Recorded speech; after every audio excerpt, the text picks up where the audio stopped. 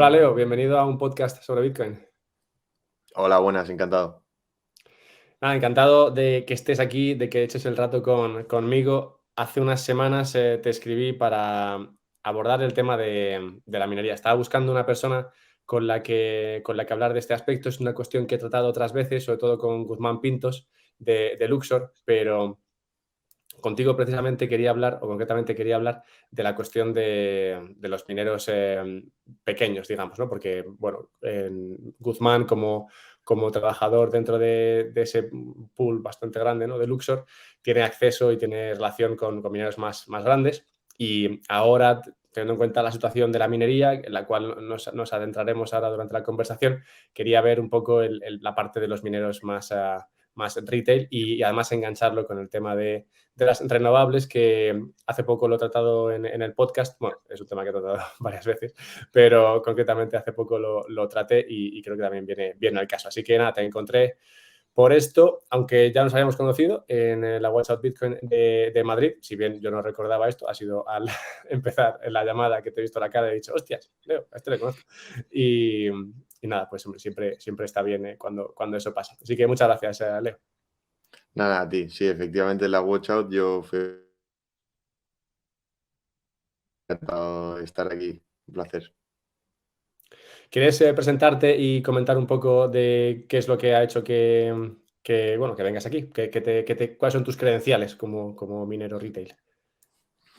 Bueno, pues como minero retail, yo llevo pues minando a nivel experimental, siempre un poco como experimento, como bitcoiner y como un poco filosofía maximalista, porque en el fondo creo que cada bitcoiner debería tener un porcentaje de su portfolio, por así digamos, en minería. Creo que es importante la descentralización y como creo en eso a largo plazo, pues a mí, aparte de divertirme, aprender más e indagar un poco de verdad cómo funciona la minería, pues es algo que empecé a probar poco a poco, aprovechando placas solares en el sur de España, pues las horas de luz que tenemos.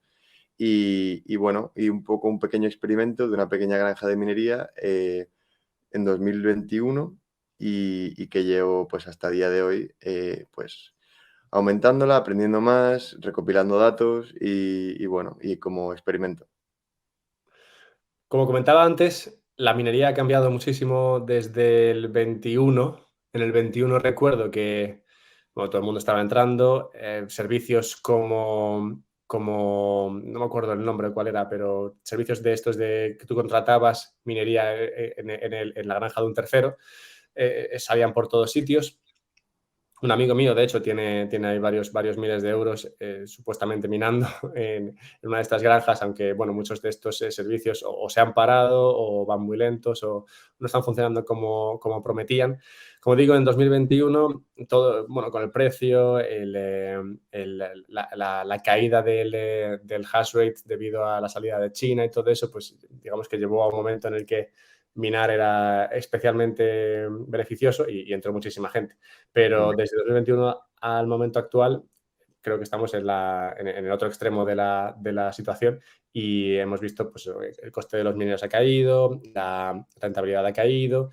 No obstante, lo que no ha caído, al revés, sigue creciendo de manera eh, casi desmedida, es el hash rate, esto es la cantidad de minería que existe. ¿Cómo afecta esto, cómo te ha afectado esto como minero retail en los últimos 2 años? Pues sí, efectivamente. Cuando empecé a minar, pues el 2021 fue un gran año.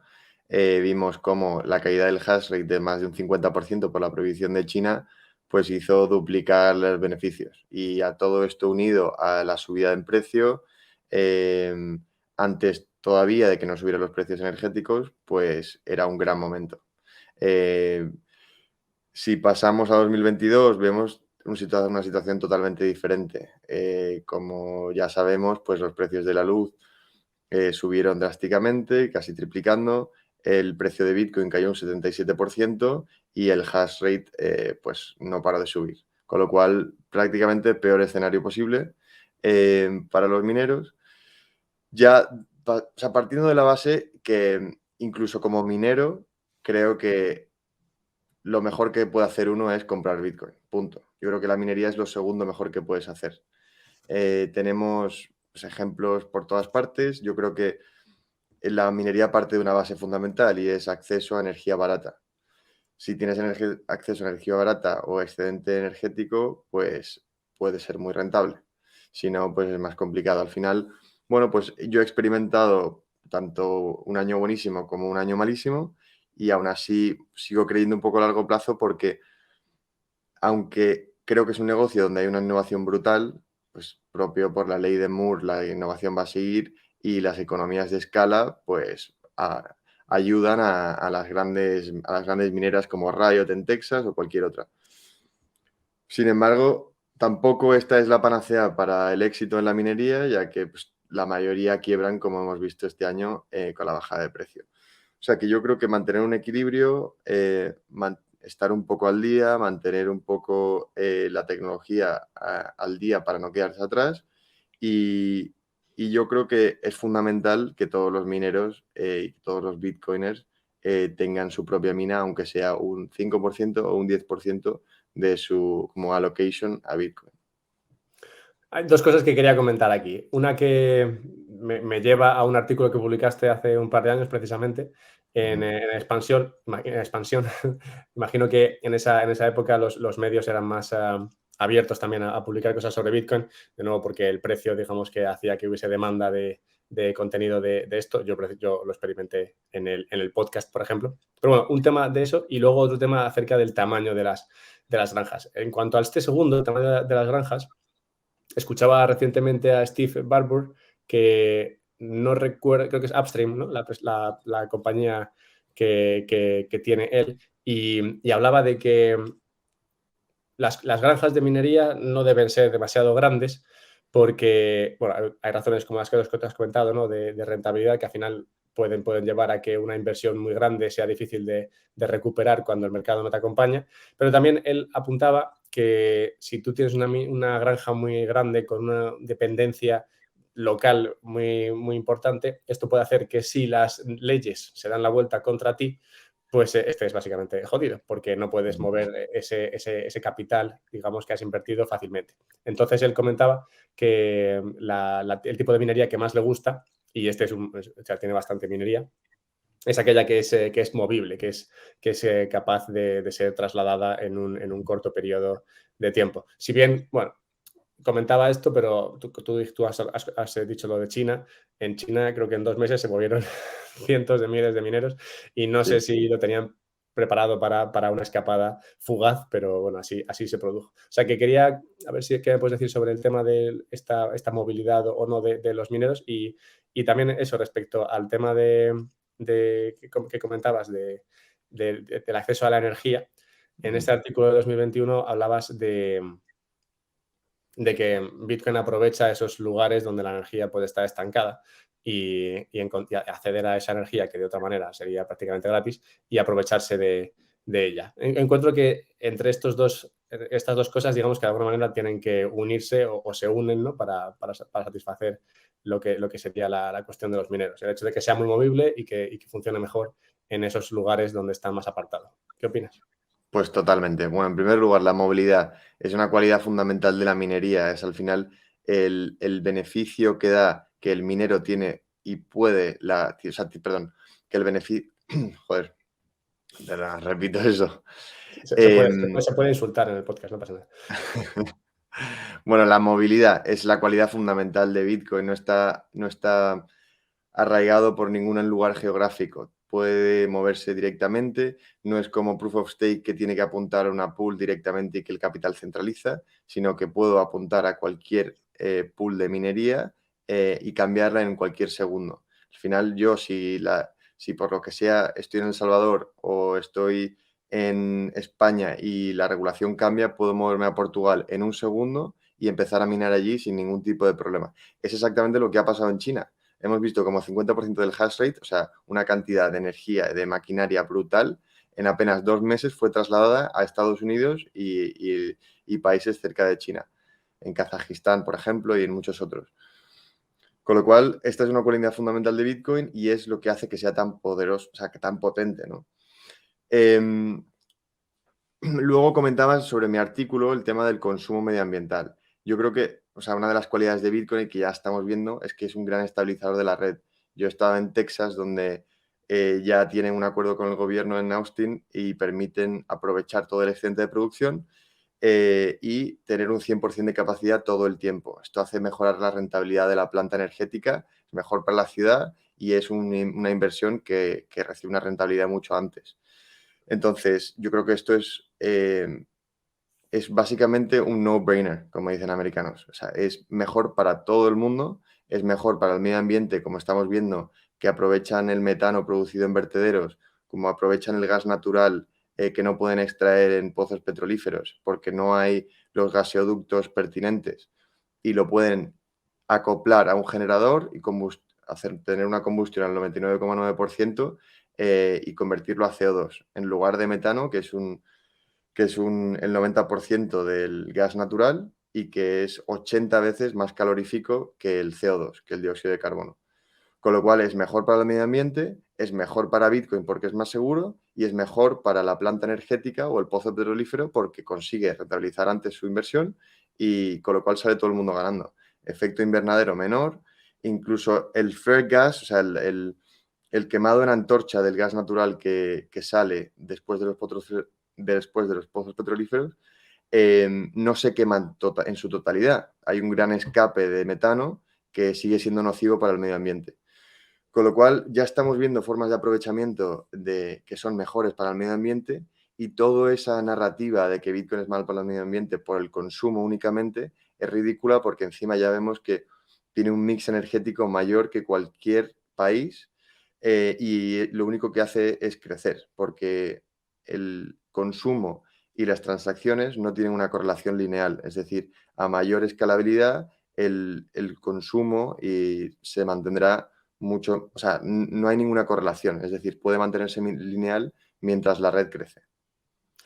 Sí, el tema del gas natural, de hecho, lo usé como ejemplo hace poco en un podcast que titulé Hasta la energía siempre, que era, lo explico porque la mitad de la gente no lo pilló, era una manera de replicar un poco el comentario típico del Che Guevara, que decía hasta la victoria siempre.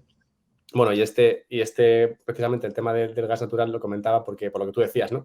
Que al final Bitcoin permite hacer de un centro de costes, como sería ese gas natural que tienes como subproducto de la explotación de petróleo, una manera de ganar dinero. Ahora mismo, ese subproducto que es el gas natural no te sirve para nada, al revés, te cuesta dinero gestionar y gracias a Bitcoin lo puedes rentabilizar de alguna manera o al menos te puede, o sea, dejar de ser un coste para poder convertirse en un ingreso. Y otra parte importante de ese podcast en el que hablaba de esto era una idea que no se suele comentar al respecto de la minería y que quería saber tu opinión. Y es que, claro, Bitcoin, como tú has dicho, sigue creciendo y sigue creciendo la energía que consume y todo eso. Y bueno, yo para mí no es un problema, pero para muchas personas sí que lo es. No obstante, lo que comentaba allí era que al final, el hecho de tener una rentabilidad asociada a la generación de energía es siempre y absolutamente bueno, porque es esa rentabilidad base, ¿no?, que te ofrece Bitcoin como demandante continuo de energía la que puede hacer que invertir en energía sea algo rentable. Al final, muchas veces se tiene la impresión de que invertimos en energía porque, no sé, porque alguien nos dice que es bueno crear energía o que hay que hacerlo, pero claro, al final invertir en energía significa un coste que tú tienes que esperar poder rentabilizar en algún momento. El dinero, por mucho que les pese a los keynesianos, no crece, ¿no?, en los árboles.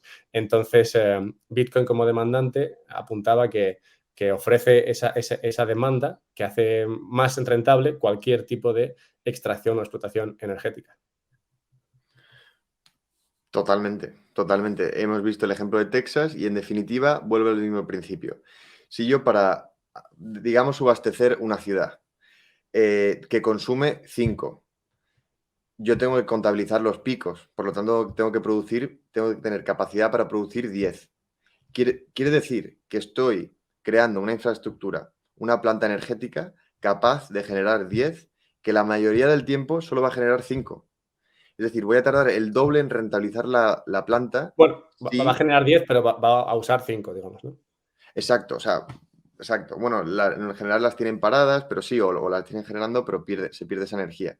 Entonces, tengo la capacidad de generar 10 y estoy generando 5 permanentemente. Significa que tardaré el doble de tiempo en rentabilizar la planta y bueno, y es una inversión y un coste que ya se ha hecho.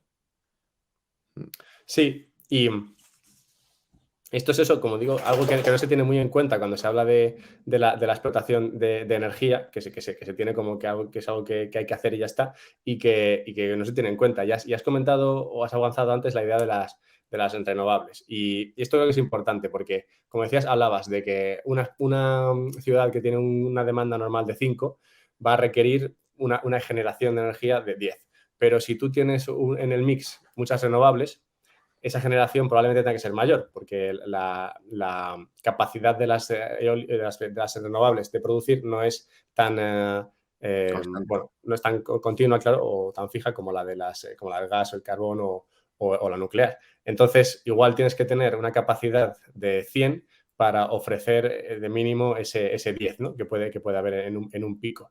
Y claro, esto requiere, de nuevo, una mayor inversión. Y esto, como has estado en Texas, es una cuestión importante porque allí en Texas hay una cantidad brutal de solar y eólica y en ese sentido se parece un poco a España. O sea que si quieres podemos entrar a hablar de esto porque creo que es una cuestión interesante. Nada, interesantísimo.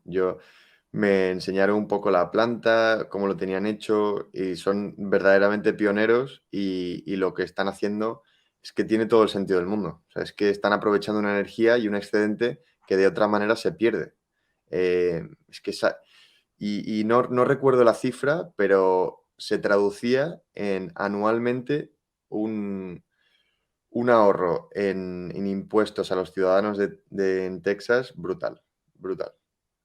No quiero decir un número, no me acuerdo exactamente, pero era un gran ahorro. Y yo creo que esto es una herramienta que poco a poco, bueno, hace poco vi la noticia en Japón, que la mayor empresa energética estaba empezando a implementar minería en Bitcoin, en Canadá, en las mayores empresas del mundo. Y luego un dato importante que es, China no ha sido la primera potencia mundial en minería durante tantos años por casualidad. O sea, China ha sido la primera potencia del mundo en minería porque resulta que tiene las mayores presas del mundo hidroeléctricas y que tiene un excedente de producción brutal, un excedente de producción que no puede aprovechar de ninguna otra manera. Entonces, es lo que tiene sentido y de hecho se calcula que incluso después de haber prohibido la minería, sigue estando ahí un 20% del hash rate mundialmente. Entonces, porque es lógico y natural, o sea, porque la pérdida de energía que tienen y el aprovechamiento tiene que salir por algún lado. Si no lo pueden aprovechar con baterías por el decay y porque no hay tamaño suficiente, pues tendrán que aprovecharlo de alguna manera y Bitcoin es único en cuanto a situación geográfica, en cuanto a no tiene que estar cercano a una población, es un cambio de paradigma en este sentido. ¿Tú crees que esto se está empezando a ver y eso es lo que está llevando a ese incremento del hash rate? Porque, claro, vemos que, como comentábamos, la situación ahora para el minero no es ideal. Ujú, Pero aún así el hash rate continúa creciendo enormemente. Esto lo traté con Guzmán Pintos, del que hablaba antes, pero hace, creo que fueron 5 o 6 meses, y él argumentaba que mucha de esa producción, mucha de esa minería que estaba entrando era minería que ya estaba contratada y que entonces iba poco a poco construyéndose y instalándose, y entonces, ujú. bueno, pues que no ibas a dejar de ponerla en marcha por mucho que fuese poco rentable, porque bueno, siempre era mejor conseguir algo de retorno que nada, ¿no? Un poco como lo que pasa con la energía que tienes ahí muerta de risa, mejor sacarle un poco de retorno con minería que no sacarle nada. Entonces, Total.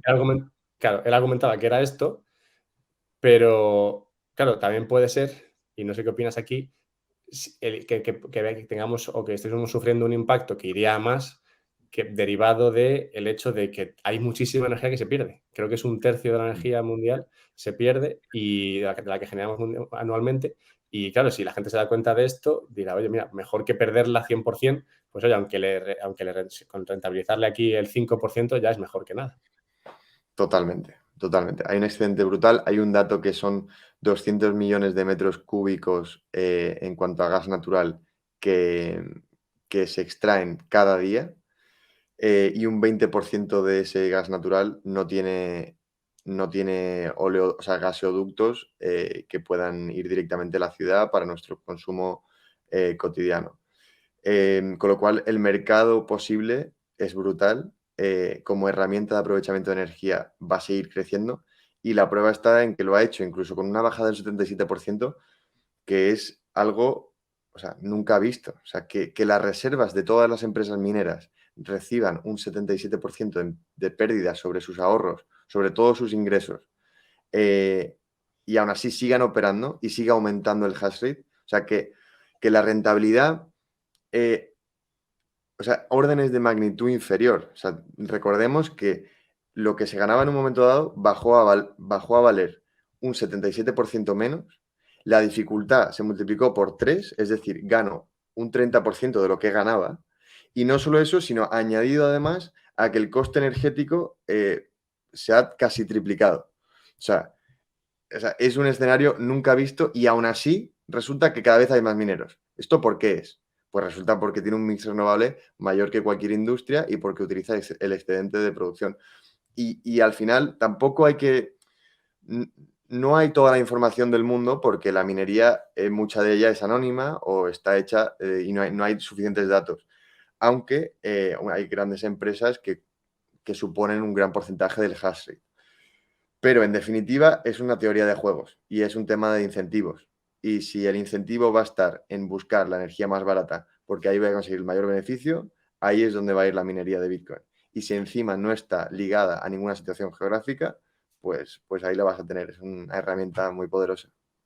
Encuentro que el límite, ¿no? Esto podía haberlo apuntado antes, el límite, claro, a esa explotación de minería Bitcoin en lugares donde de otra manera se perdería energía, vendrá solamente dado por el coste de los mineros, ¿no? y de mantener dicha explotación. Los mineros ahora están bastante más baratos, pero bueno, independientemente, si tú quieres poner una instalación ahí de medio mega o de un mega, algo así, algo pequeñito, te costaría suficiente, te costaría bastantes mineros. Entonces, si la rentabilidad de la minería es menor de la que rentabilice el coste de esos mineros, por mucho que la energía sea gratis incluso, sí que sería, digamos, el límite a partir del cual, digamos, ni siquiera harías esto. Totalmente, totalmente. Mm. Lo bueno es que, claro, vamos viendo que los mineros cada vez son más baratos y cada vez hay más competencia entre los mineros, ¿no? Antes has comentado lo de la ley de Moore, ¿no? Que es la que habla de cuántos transistores, ¿no? Entran en un chip que se va Sí, doblando cada 4 años, ¿no? Algo así. Y claro, esto no solamente que cada vez los mineros sean más eficientes, sino que además yo creo que el conocimiento de hacer un minero, un ASIC, al principio estaba muy concentrado en unas pocas personas y poco a poco, según va avanzando el tiempo, este conocimiento se va transmitiendo y empiezan a salir competidores que pueden hacerlo más rentable. totalmente. Yo creo que se sabe muy poco por la misma razón que acabo de hablar ahora. O sea, por un tema de incentivos. El minero no, o sea, el minero no le compensa que haya más mineros, con lo cual quiero tener el monopolio. Y si tengo una forma en la que consigo que mi chip sea un poquito más eficiente que el resto, voy a intentar salvaguardar esa información todo lo posible. Entonces, ¿qué pasa? Pues que gracias a Dios tenemos gente como Jack Dorsey con Block que está publicando artículos intentando hacer todo open source. Tenemos lo de Vitax que también intentan hacer open source toda la información que tienen sobre la minería, sobre cómo hacer overclocking para ser más rentable y consumir menos. Tenemos el tema de los nerd miners, que también es un experimento no muy rentable y con algunas deficiencias y límites, pero es un claro ejemplo de que poco a poco se va descentralizando más, cada vez hay más información de cómo hacerlo tú en tu casa pidiendo a las partes y montándolo por tu cuenta. Y yo creo que además, si añadimos a todo esto que cada vez hay más herramientas para que una persona media en su casa pueda tener un solo radiante con la minería de Bitcoin, pueda tener calentadores de Bitcoin como Hitbit, que es una empresa que no para de crecer y que de hecho el calentador que tienen consume menos que uno normal y resulta que mina Bitcoin. Es decir, gasta menos y encima recibes un ingreso por calentarte. Estamos viendo cómo el tema de minería por inmersión, que al final es a través de un líquido que se va reciclando y enfriando, que permite un mayor rendimiento del ordenador, porque permite enfriarlo mucho más, se está utilizando tanto para suelo radiante, como acabo de decir, como para piscinas climatizadas en Estados Unidos. Y cada vez hay más empresas que permiten realizar todo este tipo de, de artilugios que descentralizan mucho más y distribuyen todo el hash rate, que es algo muy bueno, yo creo. Es fundamental y yo creo que solo va a crecer. Sí, vamos a hablar, te quería preguntar por el tema ese de diversificar, pero antes, sí, adentrémonos un poco en cómo está la cuestión para el minero retail, porque Ujú. has hablado de dos cosas ahí, dos aspectos que no conozco, los net miners, el overclocking, eso. No sé de qué va eso, pero antes de que me lo expliques, sí, yo coincido en que este conocimiento se irá expandiendo. Recuerdo en 2021 había muchos vídeos sobre gente que estaba trasteando con la minería. Encuentro que, bueno, pues como pasa con la entrada en Bitcoin en sí, esto tiene más, eh, tiene más mercado, se habla más de ello cuando el precio, digamos, está subiendo, entonces todo el mundo quiere Bitcoin de cualquier manera, y sea minando, o sea comprada o lo que sea, ¿no? Pero bueno, independientemente de que los mercados, o sea, el precio de Bitcoin tiene esa influencia en la demanda de gente, pues sí, cuéntame un poco más sobre más que nada las soluciones que tiene una persona que ve hoy Bitcoin y la minería como una oportunidad y que querría empezar a valorar esto. Vale, fenomenal. Bueno, si te parece, hago un poco un breakdown de más o menos unos números a grosso modo de cómo está el mercado ahora mismo. Ahora mismo un Watchminer, que es un minero estándar de los nuevos, vale alrededor de $2.000 y tiene un hash rate de 126 terahash y un consumo de 3.200 vatios, o 3,2 kilovatios. 3,2 kilovatios hora, ¿vale? A un precio medio digamos, 0, digamos, 13 céntimos, que ya es un precio competitivo en el mercado, es alrededor de lo que haría break-even. O sea, alrededor de 12, 13, Un estaríamos en precio break. de la energía, ¿te refieres? Precio de la energía, sí, o sea, 12 céntimos el kilovatio. Si yo enchufo el minero, lo compro y lo enchufo en mi casa a un precio estándar retail de energía, eh, si tengo un precio de 13 céntimos, voy a hacer break-even con mi minero a día de hoy y al precio actual. Con lo cual los números no son muy buenos, significa que nunca vas a recuperar la inversión hecha y prefieres comprar en realidad en vez de invertir, ¿no? Si digamos tienes una planta solar para un minero, que seamos, digamos, 10 placas, ¿no? Porque hay que tener un excedente de producción para cubrir los picos y tal, más o menos, para aprovechar todo al máximo posible las horas de luz. Significa que más o menos el 30%, 35%, depende de las horas de luz donde estés, estarías aprovechando una planta fotovoltaica y por lo tanto reducirías tu consumo a alrededor de 8 céntimos, ¿no? Si partimos de una base de 12, 13. Entonces, ahí ya sí estaríamos hablando de un beneficio anual de $1.100 o 1.150 dólares. Entonces, aquí ya, bueno, pues ya es otro número. O sea, ya significa que si el minero me cuesta 2.000, estoy consiguiendo un 50%, recuperando el 50% de la inversión en un año. Em, pero claro, esto es partiendo de la base que tengo una planta fotovoltaica. Em, que si añadimos pues el coste de las placas, que más o menos son 140 euros por placa de 500 vatios, y que además hay que añadirle los inversores y demás gastos, pues ahí ya tardaríamos mucho más en recuperar la inversión. Aquí habría que añadir las subvenciones, que también podemos hablar de eso, que hay en España y que hasta el día 31 de diciembre de este año pues se pueden aplicar y depende de dónde estés en España, pues hay mejores beneficios o menos, pero, pero bueno, esto es una herramienta que también la gente puede aprovechar si le interesa el autoconsumo y sería para su vivienda principal. Pero bueno, merece la pena estudiarlo. Sí, el tema de los subsidios, te quería preguntar por ello, porque en Estados Unidos lo tengo más controlado, en Texas en particular, y fue en gran medida lo que llevó a esa creación masiva de instalaciones solares y eólicas. Cosa parecida pasó en Mm, España, si bien el tema de los subsidios en España a veces es un poco más volátil, pero sí, mi padre, por ejemplo, tiene un coche eléctrico ahora y él se mueve por Madrid y, claro, encuentra que con el coche eléctrico por Madrid ahorras un montón de dinero porque puedes aparcar en Ujú. cualquier sitio y no tienes que Eso pagar, es. mientras que con un coche normal te obligan a pagar, ¿no? Entonces, es una de esas cosas que dices, bueno, si todo el mundo llevas un coche eléctrico mañana para aprovecharse de esta regulación, claramente no habría energía en Madrid para sostenerlo. Pero si puedes aprovecharte de esta situación en el momento, pues una inversión que de otra manera no sería rentable, en este caso empieza a serlo. De igual manera, claro, si tienes unos subsidios para la energía solar, en este caso, que Ujú. puedes aprovechar, pues igual, igual es algo de lo que te puedes beneficiar y de paso minar Bitcoin. ¿Cómo está eso? ¿Realmente merece la pena?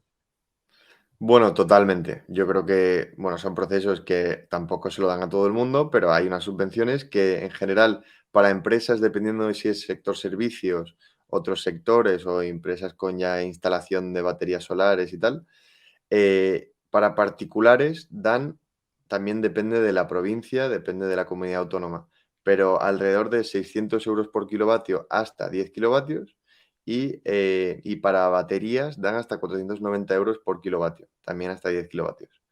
Con lo cual, oye, es una ayuda bastante importante que prácticamente permite financiar. Para empresas dan hasta el 45% de la inversión em, y, y bueno, y además también tiene un valor añadido que es que en muchos, o sea, te permiten desgravarte hasta el 20% si es una instalación para autoconsumo en tu vivienda.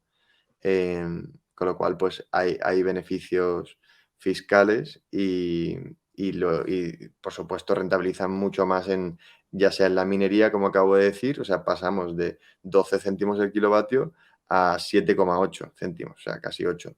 Y eso pasas de no ser rentable y no tener sentido minar a, oye, tener sentido minar, recupero mi inversión en un año y seguramente el segundo año con la dificultad, pues no será un beneficio tan grande, pero bueno, si esperamos que el precio suba, pues a lo mejor sí conseguimos un beneficio.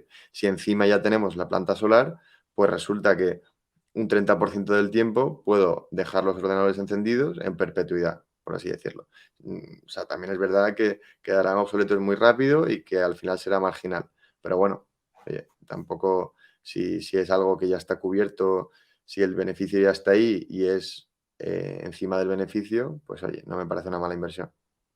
Sí, bueno, y que hay otras razones para hacer esto que luego trataremos, pero yo aunque solo sea, sinceramente, aunque solo sea por aprovecharse de digamos, los impuestos del resto de personas que, Ujú. como sabemos, luego van a malgastar desde el gobierno, pues oye, ya me aprovecho yo de ellos y los uso para digamos, incentivar mi propia producción, pues ya me parece una buena decisión.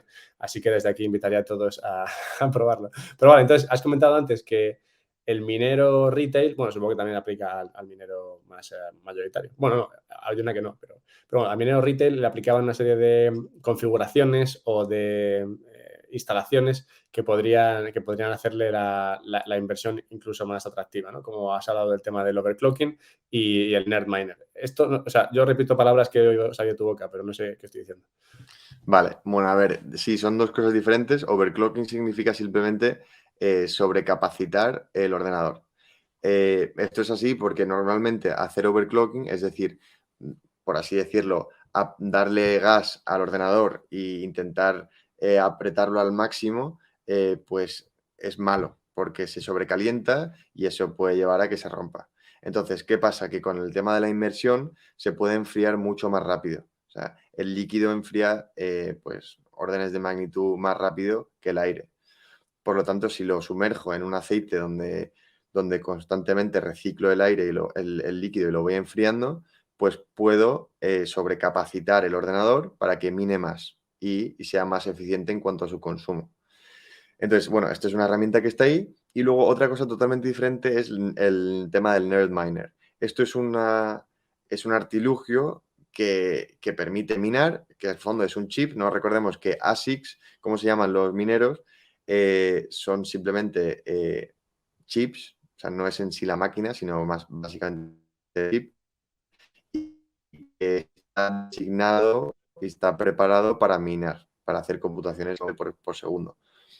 Entonces, esto es algo que creó BitMaker, que está en Twitter y es una persona apasionada del mundo de la tecnología, la mecánica y enfocado a Bitcoin y permanentemente hace más experimentos, ¿no? Tiene todo detallado en GitHub y encima hace vídeos de YouTube explicando cómo lo hacen y cómo lo puedes hacer en tu casa.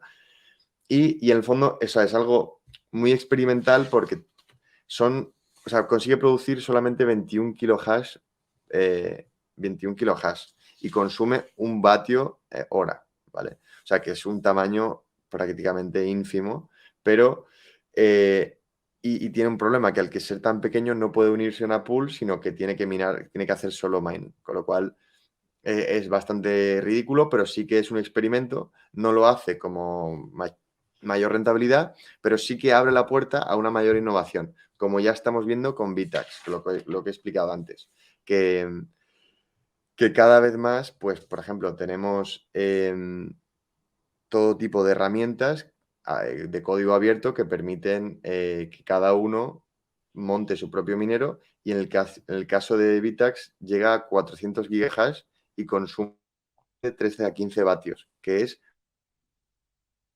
y que creo que dentro de poco van a estar explicando cómo lo hacen, pero yo creo que esto es muy positivo. Jugar y al final con BitMaker hablé el otro día y me contó un poco por encima el problema que había, ¿no? Y lo que acabamos de hablar antes de la falta de información. O sea, Bitmain, Canaan, Avalon, WatchMiner son lo más cerrado posible, no suelta nada de información y poco a poco pues se va investigando y se va sabiendo más. Y tenemos a gente como Block en Jack Dorsey y tal, Jack Dorsey en Block, que intenta distribuir toda esa información y que dársela a la gente para que haya más innovación. Pero yo creo que eso va a llegar y yo creo que gente como BitMaker con los Nerd Miners y bueno, ya teníamos otros ejemplos de estos con los USB miners. O sea, ya había mineros USB que puedes enchufar a tu ordenador y minar. O sea que ya ha habido herramientas desde hace mucho tiempo, cada vez hay más, cada vez hay más innovación, más eficiencia y yo creo que eso equivale a una mayor descentralización y yo creo que tener ya una infraestructura, por ejemplo, solar o, por ejemplo, alguna fuente de energía rentable y duradera en el tiempo, yo creo que es una gran ventaja por lo que pueda venir en el futuro cercano. Estoy tratando de pensar en ejemplos en los cuales ha pasado esto mismo que comentas, en los cuales tienes digamos, un avance, ¿no? Tecnológico que se lleva a cabo y es rentable solamente por empresas muy grandes, capitalizadas y con capacidad de invertir en esto, y que eventualmente se convierte en algo que también pues, hace factible en tu casa. No sé si el hecho mismo, por ejemplo, de instalar placas solares, esto era algo que al principio, debido a la inversión, era una cosa que solamente se permitía a grandes empresas que se dedicasen únicamente a esto, y ahora es algo que, bueno, cualquier Mindundi puede montarse en su casa y, como has comentado, el coste es bastante asequible, ¿no? 140 euros, lo que has dicho, ¿no? Por placa.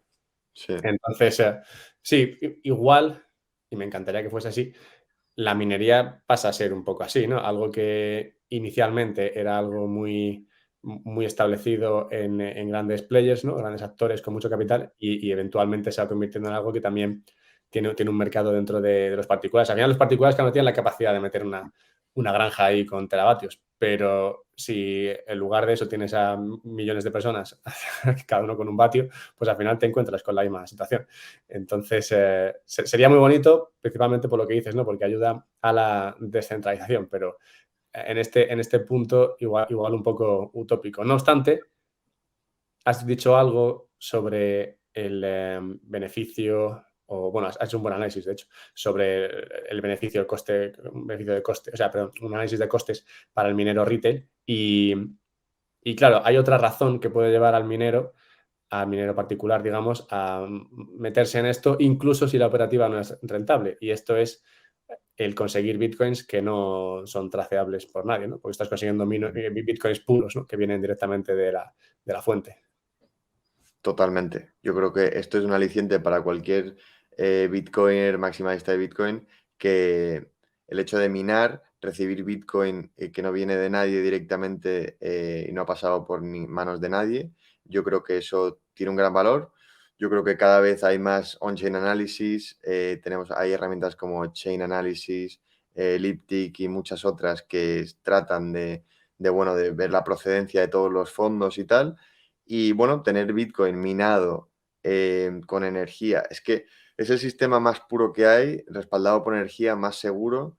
Y el hecho de tener un Bitcoin que no ha pasado por nadie, yo creo que tiene un gran valor. Y de hecho, ya se está viendo, ¿no? Dicen que si Bitcoin verde, amarillo, rojo, que me parece ridículo, ¿no? Al final un Bitcoin es un Bitcoin y tenemos a pues Leif Ferreira en Bit2Me que dice que hay Bitcoin de primera y Bitcoin de segunda, ¿no? Que es algo que a mí me parece lamentable que lo diga porque es un poco el mensaje contrario que diría cualquier Bitcoiner. Creo que no hay que separar un Bitcoin por otro. Un Bitcoin es un Bitcoin y punto.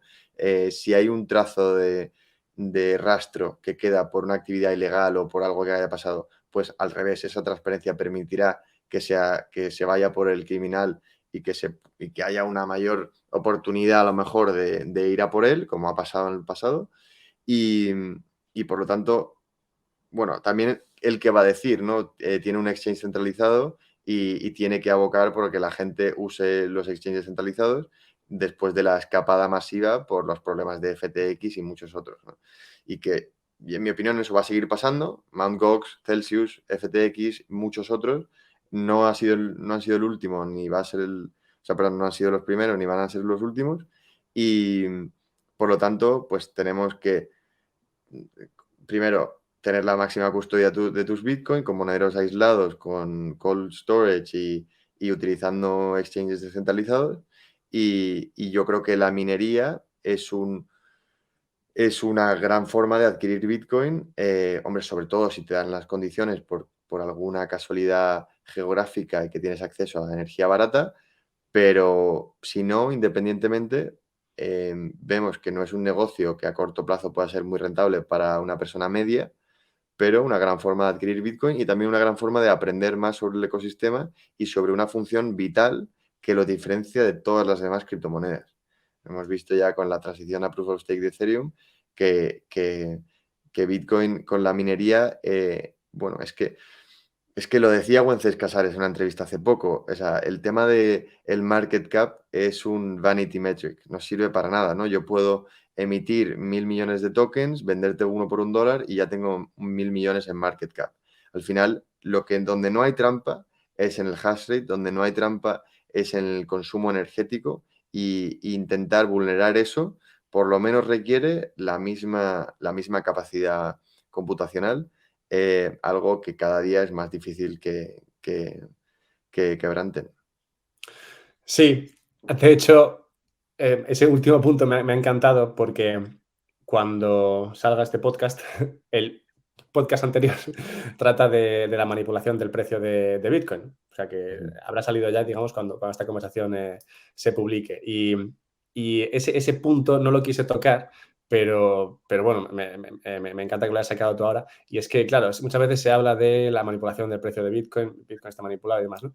Pero claro, el tema de la energía, como tú dices, eso no se puede manipular. Entonces, cuando se ve que sigue habiendo demanda de personas que estiman que es interesante minar Bitcoin y dedican energía a ello, esa energía gastada, esa energía consumida, esa energía explotada, realmente eso no es corrompible, no se puede engañar con eso. ujú. Y en cuanto a lo de los mineros retail, pues sí, a ver, a mí es que, como te decía, ¿no? Me parece que es, incluso si no es rentable, puede serlo según cómo lo valores, ¿no? Porque, como comentabas, un minero ahora no te puede costar unos 2.000 pavos y luego métele, yo qué sé, si metes placas solares y demás, igual es una inversión de 3.000 euros, o sin placas solares, digamos, 2.000 euros, que como tú has comentado, puedes hacer un break-even o recuperar la inversión en el plazo de un año o año y medio. Bueno, si esto es así y el minero no pierde la capacidad de hacerlo, no se te rompe y demás, y realmente obtienes ese break-even en el plazo de un año y medio, bueno, pues es como si vas al mercado hoy y compras 2.000 euros o 3.000 euros de Bitcoin, ¿no? Al final estás cambiando euros por Bitcoin, de otra manera estás cambiando euros por maquinaria que te permite obtener Bitcoin de manera privada. Y si incluso no te sale rentable y además tienes el trabajo y demás, bueno, pues estás obteniendo Bitcoins privadas que pueden tener más valor que las Bitcoins que no son privadas. es también interesante lo que comentabas, eso de etiquetar las bitcoins como verdes, amarillas, rojas. Esto lo traté con una persona, un español, curiosamente, que publicó un estudio hace unos meses en el cual analizaba la cuestión esta del chain analysis. Y sí, él partía de datos que eran públicos por parte de algunas de estas empresas de chain analysis y en las cuales se veía, ¿no?, que según el origen de la transferencia se etiquetaba a algunas bitcoins como rojas. Si te etiquetaban como rojo, eso directamente quedaba aparcado ahí en el exchange, no podías sacarlo. O sea que un bitcoin que es tuyo de manera arbitraria porque alguien ha decidido que eso tiene un origen ilegítimo, pues de repente no tienes acceso a él. Y a ver, es como, no sé, si fuesen dólares, imagínate cada vez que te llega un dólar que ha pasado por las manos de un narcotraficante o algo de eso, hiciese que el dólar fuese inválido. No tiene ningún sentido, porque tú no has sido la persona que ha estado por ahí traficando con eso. Incluso, bueno, ya nos podemos meter en no sé si el tráfico de drogas es ilegal o no, pero bueno, si coincidimos en que hubiese algo ilegal, pero tú no lo has hecho, sino que lo ha hecho otro antes y te ha llegado a ti ese dinero de otra manera, ¿por qué eso va a hacer que ese dinero no valga? Totalmente, no, y aparte, es una métrica ridículo taguear los bitcoins de forma diferente dependiendo de su procedencia, porque precisamente, y viene perfecto al tema que estamos hablando, la minería no recibe, o sea, recibe, digamos, subsidio, los 6,25 bitcoins actualmente en esta etapa en la que estamos ahora, más fees de transacciones. Es decir, yo recibo bitcoin, además del nuevo generado limpio, puro, desde de cero, recibo fees de otras transacciones que pueden venir de donde sea. De Es decir, Ordinals. por ejemplo, ¿no? Y además va un poco a raíz, cuando me has dicho que el último podcast lo grabaste con los de Luxor, pues ellos fueron precisamente los primeros que minaron Sí. el bloque este de Ordinals, que luego creo que compensaron a los mineros que usaban su pool, porque no deberían haber minado ese bloque y eligieron mal las fees, no buscaron la mayor eficiencia. Así que creo que luego ese déficit lo compensaron ellos personalmente y fue una pérdida. Pero bueno, precisamente eso, o sea, son fees, con lo cual desglosar ese Bitcoin, intentar decir que hay un tipo de correlación, pues, o sea, buena suerte distinguiendo de dónde viene eso, ¿no? Es muy complicado. La idea esta de conseguir bitcoins privados y su valor nos lleva a, bueno, otras maneras de acceder a ellos, como podría ser, bueno, comprando en plataformas descentralizadas, como has comentado antes. Y una de ellas en las que has tenido algo de experiencia o tienes algo de conocimiento es Bisq. Y quería preguntarte por ella, ¿qué opinas? ¿Cómo está de avanzado el proyecto? Esta plataforma fue la primera que usé yo, de hecho, para obtener Bitcoin hace ya bastantes años y recuerdo que, bueno, inicialmente requería algo de trabajo el conseguirlo, pero una vez que estabas ya metido en la plataforma funcionaba bastante bien y ya te hablo de, no sé, 2017 o algo así. Entonces, desde ese momento, cuando la gente me preguntaba, decía, bueno, pues es un poco complejo al principio, pero luego bien. Pero me doy cuenta que han pasado 5 años, igual ahora está un poco mejor la cosa. ¿Qué nos puedes contar de Bisq? Bueno, pues en realidad sigue siendo una plataforma un poco nicho. Yo creo que es fundamental y es el exchange que sigue un poco que mantiene los principios más fundamentales de Bitcoin, ¿no? De privacidad, peer-to-peer, no custodio. Es fundamental que haya más exchanges como Bisq.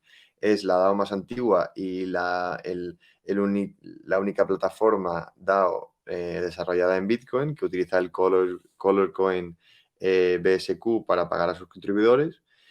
Y yo creo que a nivel de UI, a nivel de user experience y cómo de fácil es utilizarlo, no ha mejorado tanto. Ha ido mejorando poco a poco, pero sigue siendo poco intuitivo, ¿no?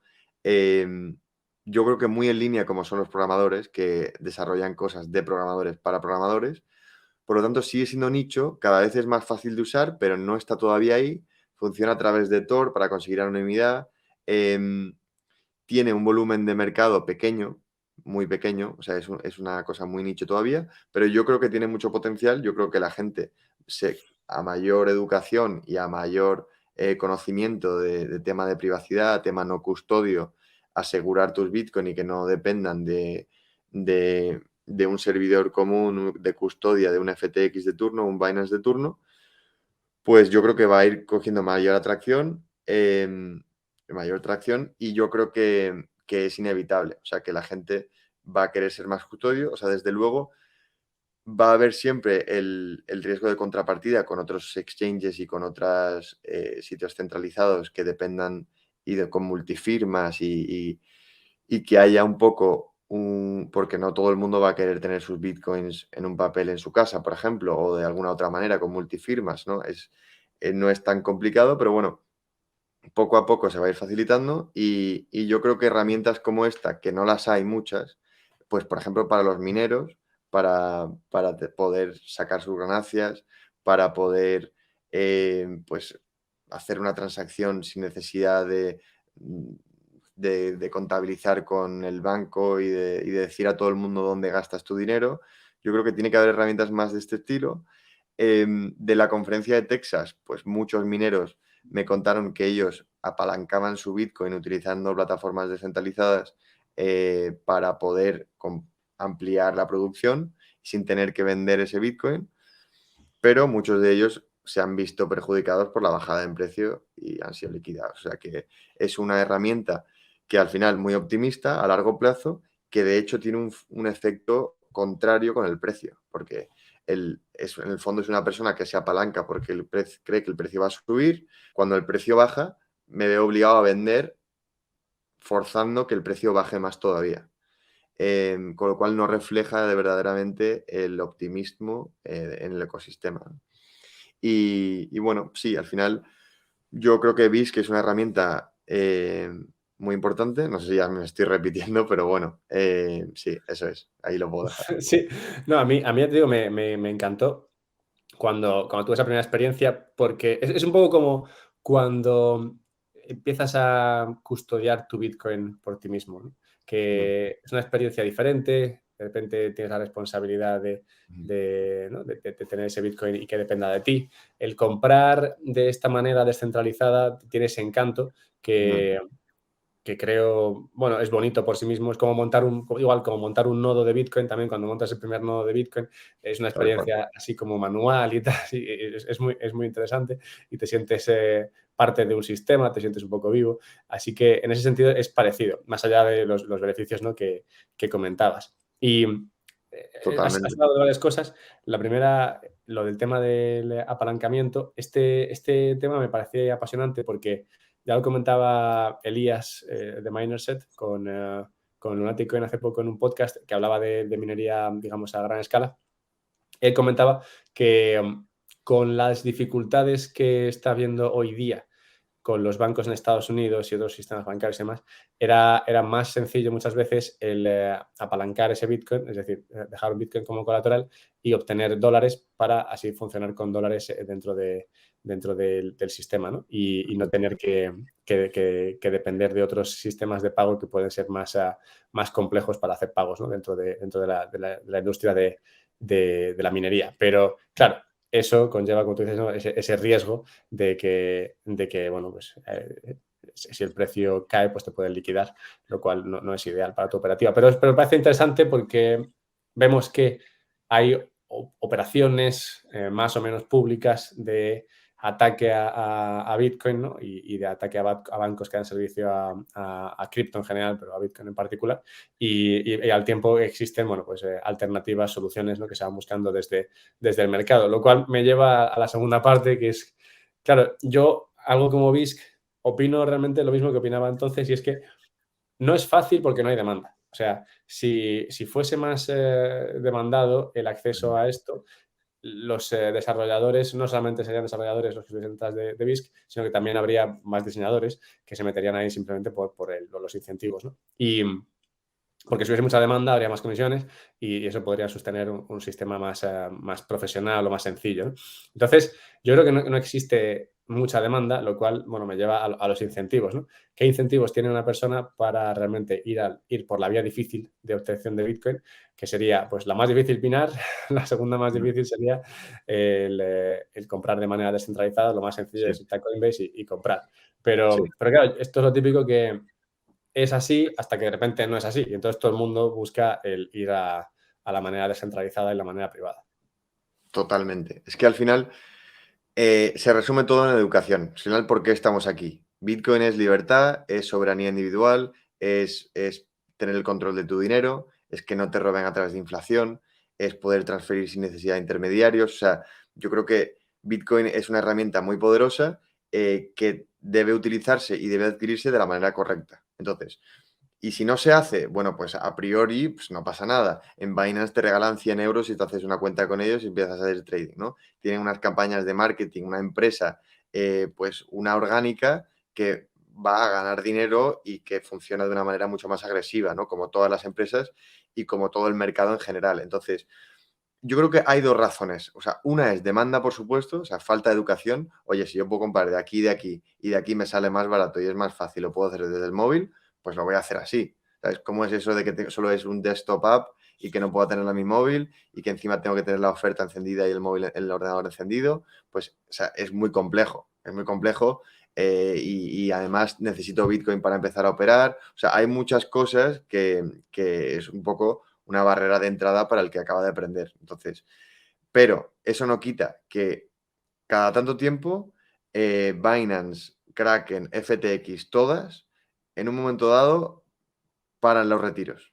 Por lo que sea, pero pasa cada X tiempo. Cuando el precio baja mucho, cuando el precio sube mucho, cuando hay un problema técnico, por lo que sea, lo retiran. Por lo que sea también, de repente te piden más información sobre la transacción, de repente te piden más información o más papeles o más documentación sobre lo que vas a hacer. O sea, cada vez se parece más a un banco, si no lo es ya casi lo mismo. Entonces, al final, esto es la única vía de escape, es sitios como BISC. Punto. Punto. Entonces, yo creo que esa demanda va a crecer. O sea, es inevitable que crezca cuando vivimos en un mundo donde cada vez hay más censura, donde te puedo poner ejemplos de Hong Kong, donde te puedo poner ejemplos de Canadá con los conductores de camiones, con el tema de vacunas. O sea, libertad financiera es igual a libertad de expresión. Y si no hay libertad financiera, es muy complicado que una persona sea un individuo soberano y que pueda hacer lo que quiera con su dinero, ¿no? Entonces, y esa herramienta te la da Bitcoin, ya sea para donar dinero, para transferir en un segundo, o sea, para preservar tu riqueza, para dársela a tus hijos, a tus nietos. Yo creo que es una herramienta muy poderosa y entonces lo que falta es accesibilidad fácil de usar, que eso está cambiando y ahora va a salir BitKeys y una versión 2.0 que está tardando mucho porque al final también tiene otro punto que no he acabado de decirlo, pero no es una empresa. O sea, BISC no es una empresa, es una DAO. Entonces, llega con gente que llega y de repente contribuye y aporta porque le gusta, ¿no? O porque quiere formar parte Una de... DAO es que como DAO no es un Vale, típico término que aparezca en mi sí, podcast. claro. Bueno, pues DAO es una Decentralized Autonomous Organization, una organización descentralizada autónoma y busca pues que no haya una gobernanza, digamos, con una jerarquía como puede ser una empresa, donde hay un claro CEO, una board, o sea, una junta Un de consejo. accionistas, unos directores y tal. Entonces funciona más de una estructura descentralizada donde tiene contribuidores que proponen cosas, hacen trabajo en muchos casos de antemano y pide una compensación que luego es votada por todos los holders de la moneda o por todos los contribuidores en general, porque son los que reciben ese BSQ, pero también se puede comprar en el mercado, ¿no? Entonces, busca ser lo más democrático, descentralizado posible para que no haya una centralización de poder, ¿no? Que de todas maneras es más difícil. La única plataforma verdaderamente descentralizada es Bitcoin, ¿no? Todo lo demás son grados de centralización menor. Pues digamos, está BISC, luego está a lo mejor HODL HODL, luego está algo como Relay y luego está algo como Binance y Coinbase y Kraken, ¿no?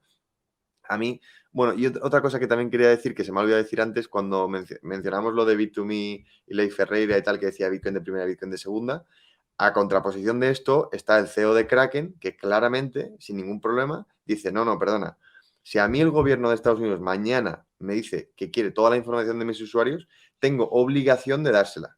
Yo soy una empresa registrada y tengo que cumplir a rajatabla todo lo que me digan. Si tengo que filtrar toda vuestra información, lo voy a hacer. Por lo tanto, usuarios de Bitcoin, si queréis tener privacidad, si queréis que no confisque, bloqueen vuestras cuentas o congele vuestras cuentas, este no es el sitio, ¿no? Y es así de claro. Y eso es lo que deberían decir todos los CEOs de exchanges, ya sea Bit2Me o ya sea el que sea, porque esta es la realidad. A no ser que seas BISC y que no es custodio y nadie tiene tu dinero. Entonces sí, entonces vas en línea con los principios de Bitcoin. Pero si no, yo creo que hay que ser muy claro en los servicios que aporta cada herramienta, que no son, que cada uno juega una función en todo este desarrollo, es toda esta educación y transición, y a lo mejor, y todos hemos pasado por exchanges centralizados y todos hemos aprendido con herramientas que son fáciles de usar y que nos han atraído más a este mundo. Pero no hay que olvidarse de las diferencias de una herramienta u otra y de los problemas que puede acarrear una. Para terminar, pues igual no se nota mucho, pero tengo una congestión que parezco la mempool de Bitcoin ahora mismo. Pues, para terminar, nada, simplemente quería compartir un escenario y a ver qué opinas tú. Y es que has hablado de la libertad que te ofrece el operar con un sistema descentralizado, ¿no? Como podría ser BISC para obtener tu Bitcoin y salir de Bitcoin, entrar en Bitcoin, un off-ramps, ¿no? Que se llamaría un on-ramps. Y has hablado de esto, lo cual me engancha con mi escenario base, y es un escenario económico en el cual nos encontraremos en una represión financiera en los próximos años. Una represión financiera por la cual se intenten evitar o cerrar las salidas, digamos, para las personas y se les obligue a participar del sistema fiat, ¿no? Porque tú te encuentras con una deuda muy elevada que tienen los países ahora mismo y la mejor manera de eliminarla es lo que hicieron en los años 40, básicamente tener una inflación elevada y que no tengas salida. No podías irte al oro, no podías irte a ningún sitio. Los bonos que te daban, que existían, te daban una rentabilidad baja y ya está. Eso es todo lo que había. Entonces, te comías la inflación y la deuda poco a poco iba reduciéndose. De hecho, en 10 o 15 años creo que la redujeron en un 50%. Estamos ahora en niveles del ciento y pico por ciento de deuda sobre PIB. Bueno, pues sería ir a niveles del 60%, que son mucho más asequibles.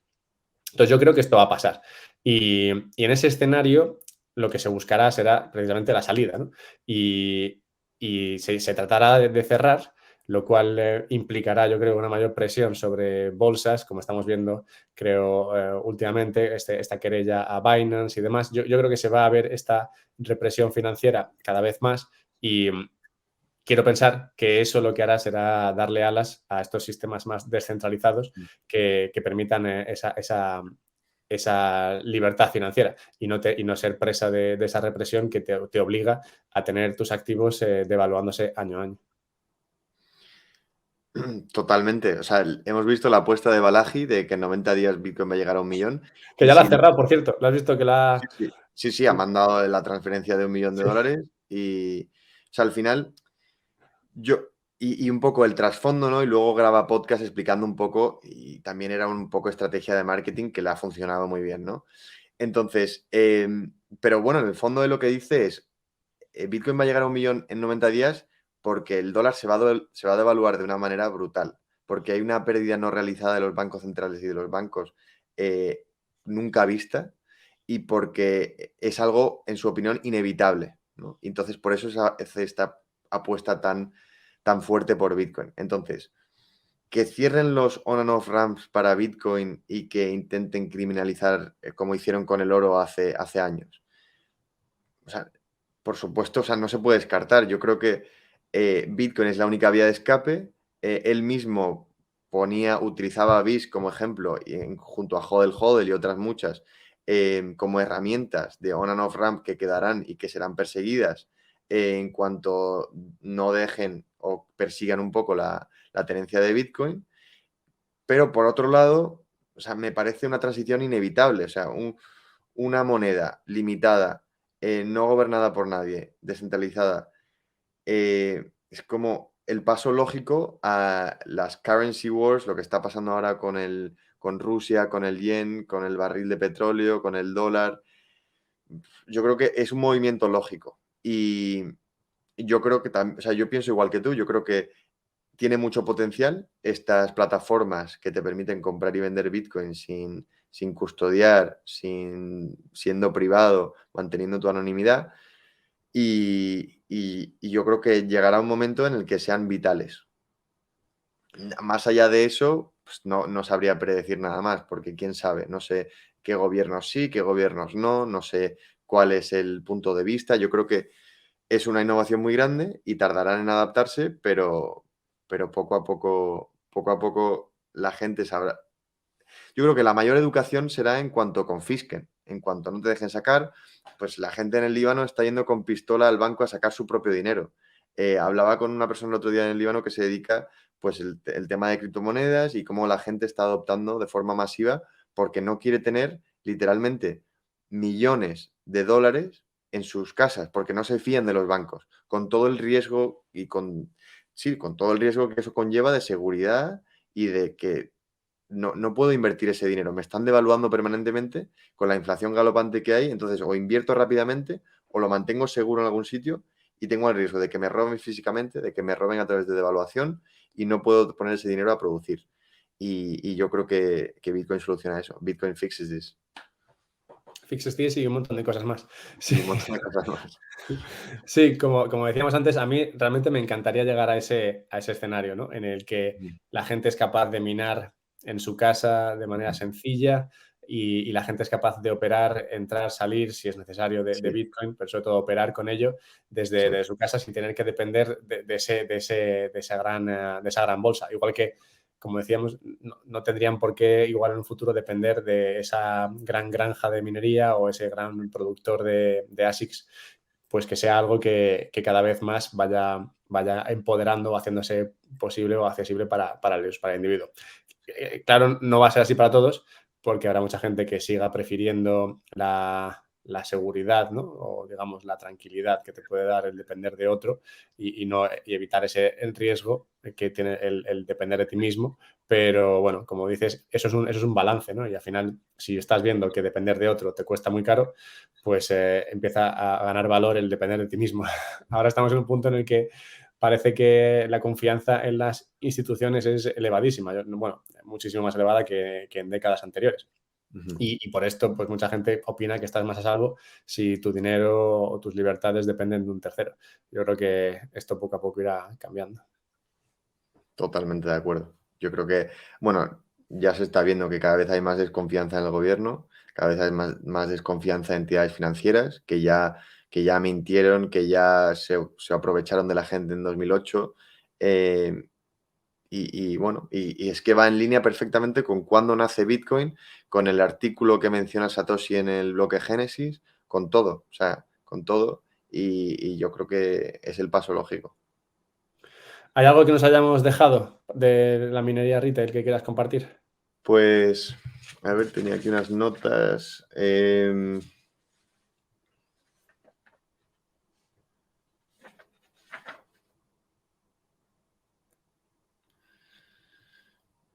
No, o sea, quería hacer un poco más hincapié en el tema del aprovechamiento de energía, de como energía desperdiciada y tal, pero bueno, tampoco, ya he dicho bastante, yo creo.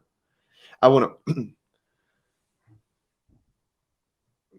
o sea, sí que hay varios datos, por ejemplo, pero bueno, te los voy a decir ahora, pero no sé si los querrás poner o no, pero bueno, el, el 65% de los bitcoins en todo el año, el 65% de los bitcoins no se han movido, no sé si lo sabías esto, y luego sí, que habla un poco de la visión a largo plazo, de, de un poco el stay humble and stack sats, ¿no? Que es un poco Sí, del hodler, el, sí. del hodler, ¿no? El lema. Y, y se ve perfectamente cuando hay una estadística que leí el otro día que es, si en el punto más alto, en 69.000 dólares, hubieras hecho dollar cost average, o sea, haber comprado todos los días con las bajadas, eh, todo el tiempo, hasta el día de hoy, estarías en un beneficio de un 17%. O sea, estarías incluso comprando en el punto más alto, eh, habrías, o sea, habrías mejorado como inversión al oro y a la mayoría de equities en el mismo plazo. Con lo cual, pues, o sea, Supongo que habla de... dependería de cuándo empezaste, ¿no? Si Bueno, no, del compraste, punto más alto. Desde el punto más alto te pusiste a claro, comprar. pues eso, que si compraste, por ejemplo, si compraste desde la primera vez que se tocaron los 60 y seguiste comprando hasta que tocó Ah, bueno, 69 y luego toda la caída, bueno. pues sí, Sí, ahí igual no. Sí, sí, puede ser, totalmente. Pero bueno, que no cabe duda que estando un 60% de máximos históricos, pues, o sea, es destacable. Y habla un Sí, poco no, de, sí, pues yo soy eso, muy de yo soy ir muy optimista. acumulando poco a poco y de no mirar el precio, simplemente ir acumulando porque un Bitcoin es un Bitcoin. Un Bitcoin es un Bitcoin, efectivamente. Y eso es algo que hay veces que no queda demasiado claro, pero yo creo que para el minero esto es algo muy, muy obvio. Y es que como no tiene esa transacción directa, ¿no? Simplemente está haciendo un trabajo y le llegan bitcoins, creo que Sí, es más fácil de ver para el minero. Bueno, Leo, pues me ha encantado todo esto. He aprendido mucho sobre la minería retail, así que muchas gracias. Y supongo que nos veremos en la próxima Watch Out Bitcoin. nos veremos. Y la Baltic Honey Badger también, si Muy vas. bien. Pues Pues muchos muchas eventos. gracias, Alberto.